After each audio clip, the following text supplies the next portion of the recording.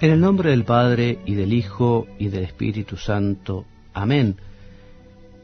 Queridísimos oyentes, a continuación escucharán una meditación de un texto de uno de los padres de la Iglesia. Pero antes de comenzar, quiero recordarles qué es meditar y quiénes fueron los padres de la Iglesia.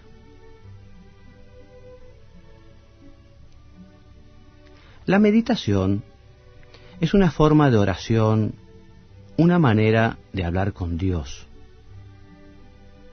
Los comentarios que escucharán quieren convertirse en una ayuda para que puedan comunicarse con el Señor en una charla filial, cercana y cariñosa. ¿Y quiénes fueron los padres de la Iglesia? Fueron pastores, obispos en su mayoría, que vivieron los primeros siglos de la Iglesia. Y ellos, en su predicación, en su enseñanza, en sus escritos, tuvieron que dar respuesta a cuestiones y dificultades morales y teológicas en ambientes muchas veces convulsionados por persecuciones, conflictos internos, por herejías y cismas. Y ustedes dirán, ¿y por qué puede ser conveniente meditar con textos de los padres de la Iglesia? Te voy a responder con la instrucción sobre los padres de la Iglesia en la formación sacerdotal, un documento de la Congregación para la Enseñanza Católica. Este documento nos dice que los padres de la Iglesia son testigos privilegiados de la tradición de la Iglesia. También que los padres fueron intérpretes de la Sagrada Escritura. Los padres tuvieron una ciencia teológica extraordinaria, fueron maestros de vida espiritual y apostólica. Y también los padres de la Iglesia fueron santos y sus escritos constituyen un verdadero tesoro para la Iglesia. Por estos motivos, comencemos nuestra meditación hoy con una oración introductoria que dice así: por la señal de la Santa Cruz de nuestros enemigos, líbranos, Señor Dios nuestro, en el nombre del Padre, y del Hijo, y del Espíritu Santo. Amén. Señor mío y Dios mío, creo firmemente que estás aquí, que me ves, que me oyes. Te adoro con profunda reverencia. Te pido perdón de mis pecados y gracia para hacer con fruto este rato de oración. Madre mía Inmaculada, San José, mi Padre y Señor, Ángel de mi guarda, interceded por mí.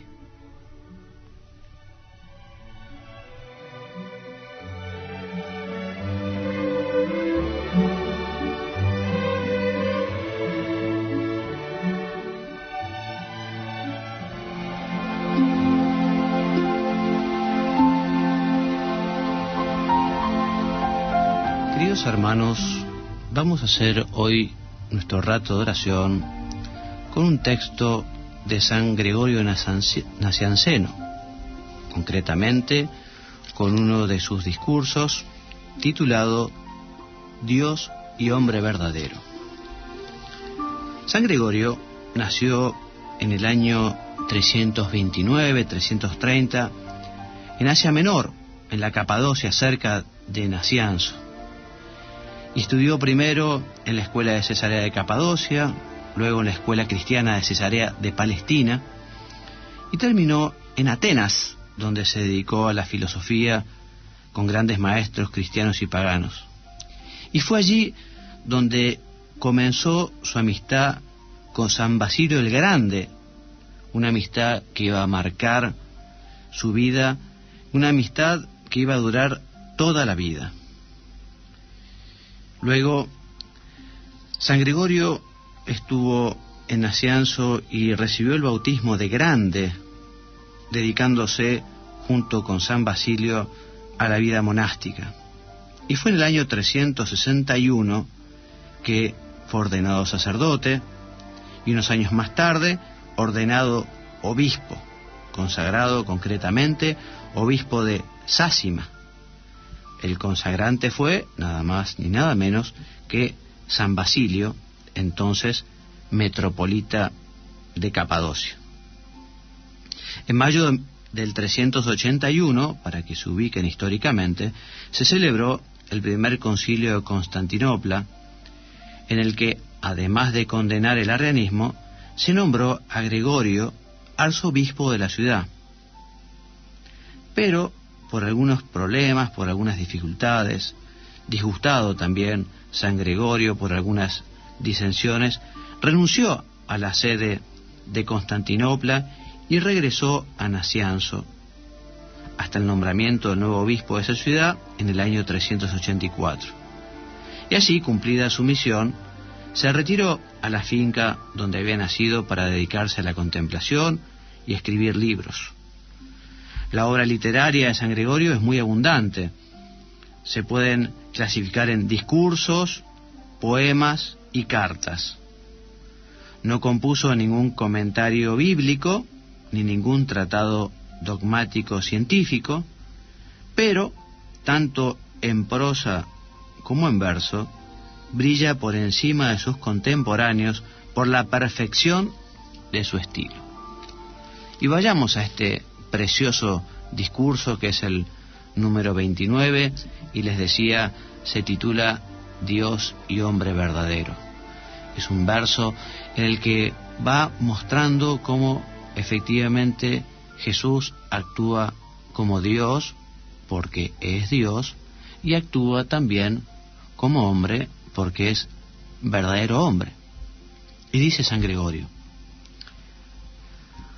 fue envuelto en pañales, pero al resucitar arrojó las vendas de la sepultura.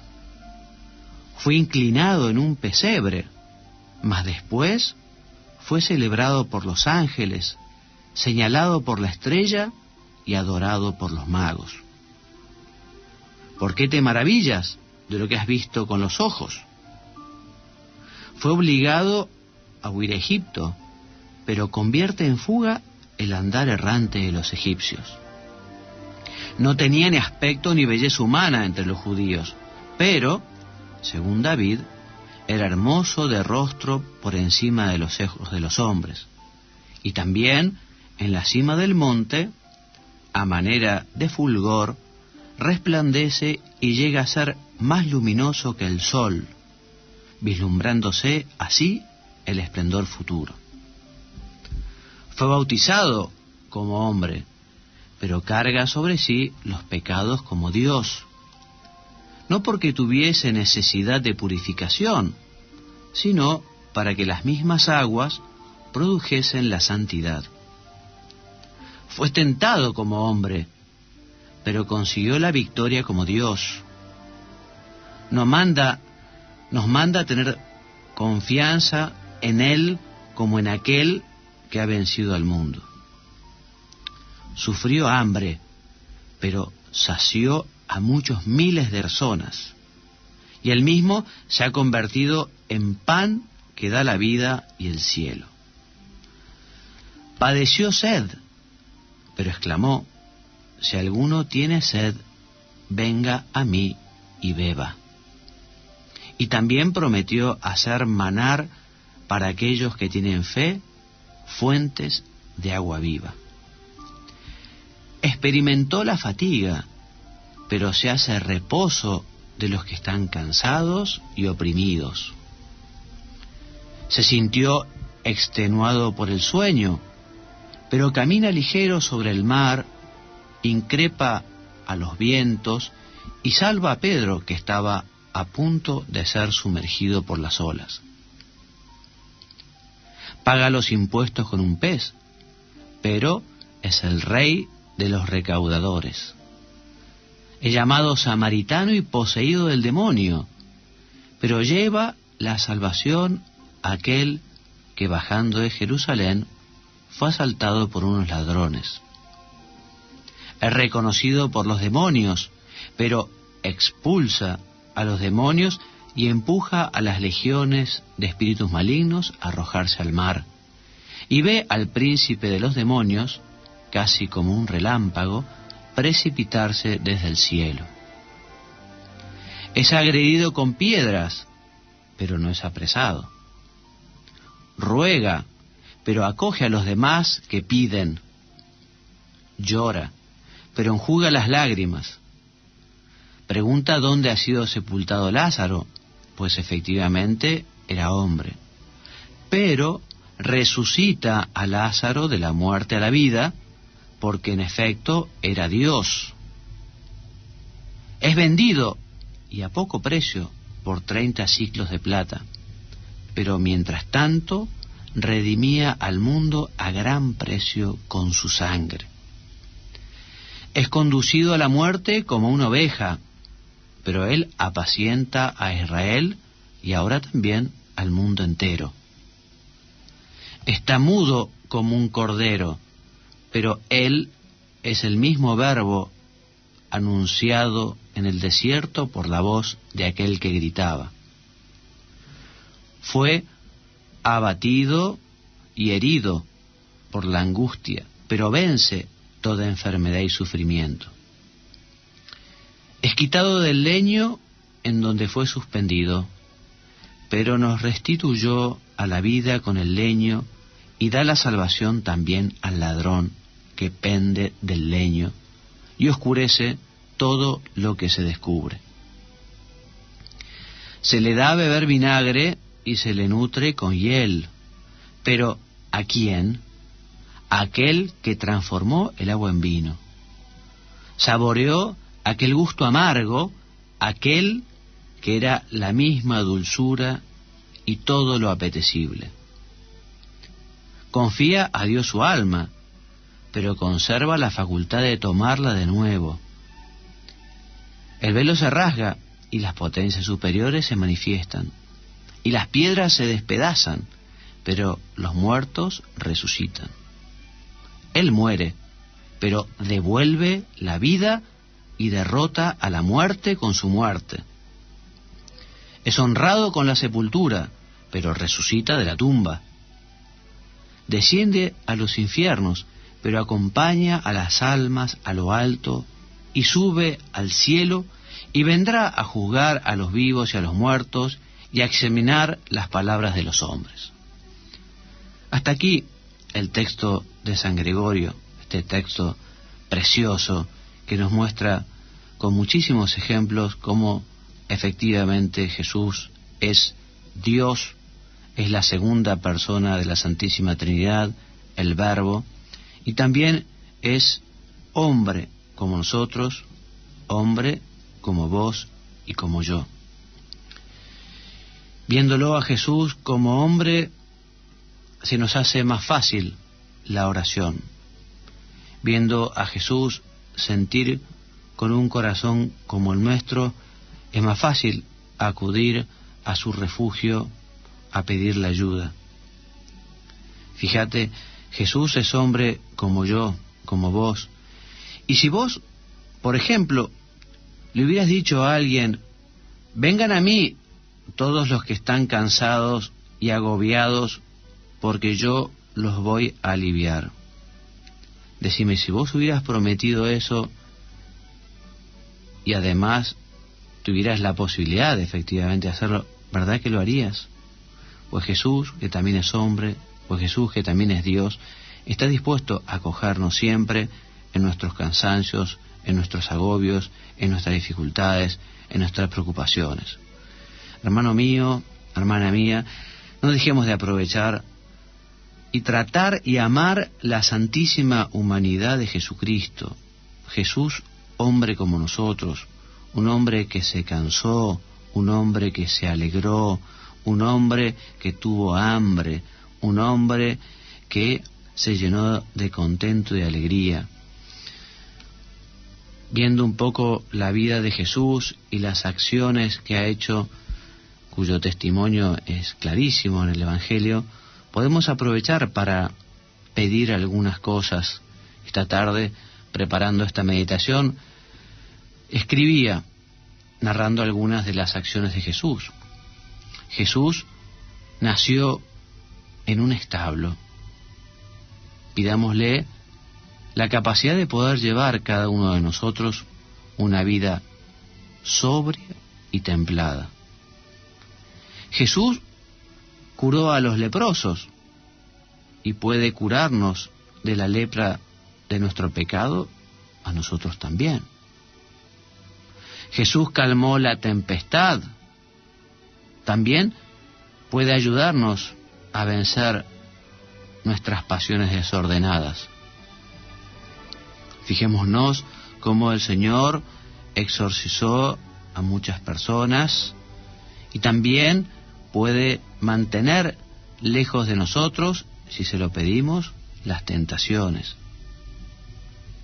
Jesús curó a más de un paralítico y también puede curar nuestras enfermedades.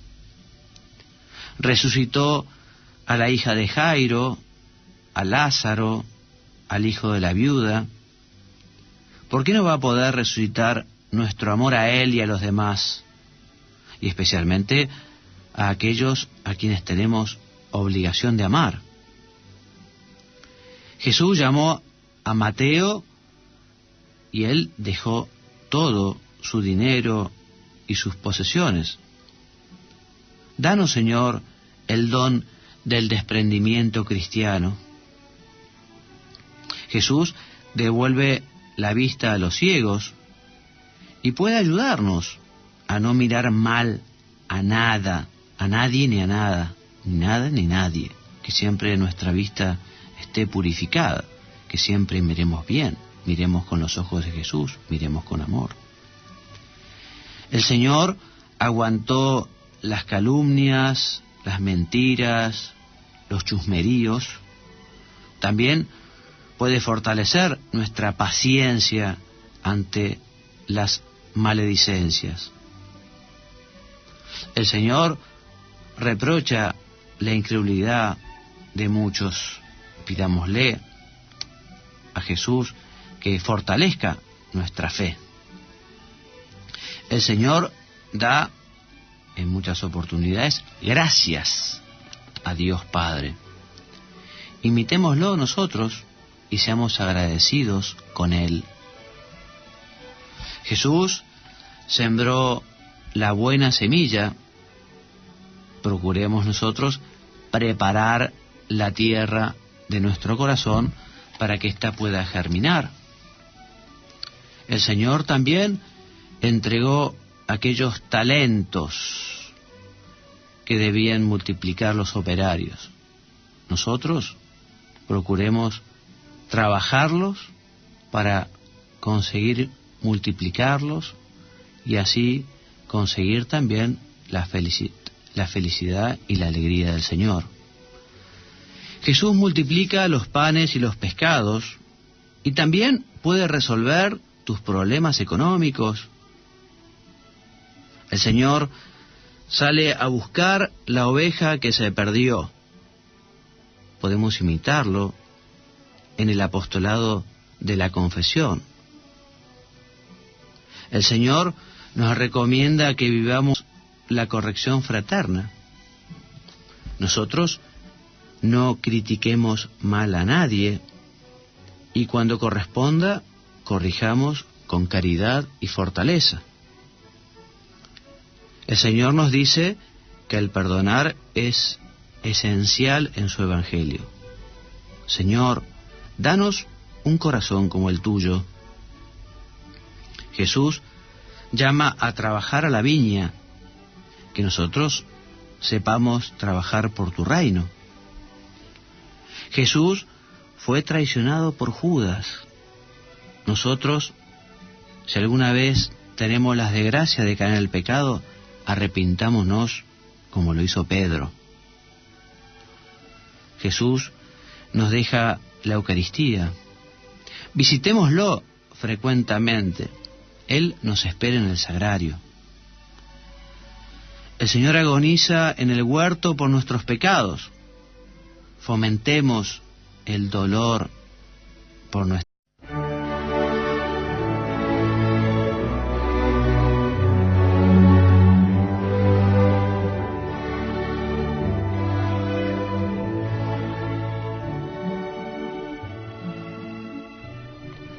En el nombre del Padre, y del Hijo, y del Espíritu Santo. Amén.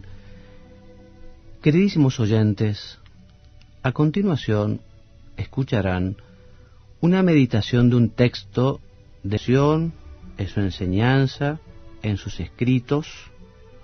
Tuvieron que dar respuesta a cuestiones y dificultades morales y teológicas en ambientes muchas veces convulsionados por persecuciones, conflictos internos, por herejías y cismas. Y ustedes dirán, ¿y por qué puede ser en una ayuda para que puedan comunicarse con el Señor en una charla filial, cercana y cariñosa? ¿Y quiénes fueron los padres de la Iglesia? Fueron pastores, obispos, en su mayoría, que vivieron los primeros siglos de la Iglesia. Y ellos, en su predicación, ¿es ser conveniente meditar con textos de los padres de la Iglesia? Te voy a responder con la instrucción sobre los padres de la Iglesia en la formación sacerdotal, un documento de la Congregación para la Enseñanza Católica. Este documento nos dice que los padres de la Iglesia son testigos privilegiados de la tradición de uno de los padres de la Iglesia. Pero antes de comenzar, quiero recordarles qué es meditar y quiénes fueron los padres de la Iglesia.